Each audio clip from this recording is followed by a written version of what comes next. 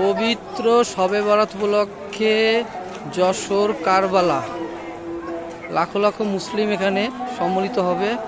আল্লাহর কাছে দোয়া চাইবে, আল্লাহ পাক যেন সবার মনের আশা পূর্ণ করে দেয়, সবার গুনাহ মাফ করে দেয় এবং আল্লাহ পাক যেন আমাদের সবাইকে মাফ করে দেয়।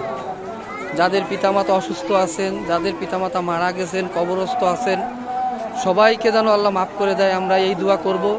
আমরা আমাদের দেশটাকে ভালোবাসবো, হিংসা পরিহার করব, বিদ্বেষ পরিহার করব, ভাই ভাই হিসাবে থাকবো সবাই। এই দোয়া সবাই সবার জন্য করব। একটা সুখী সমৃদ্ধি সুস্থ দেশ আমরা গঠন করব। আল্লাহ পাকের কাছে আমাদের প্রার্থনা, আমাদের দোয়া থাকবে যাতে আমরা সবার সাথে ভালোভাবে থাকতে পারি।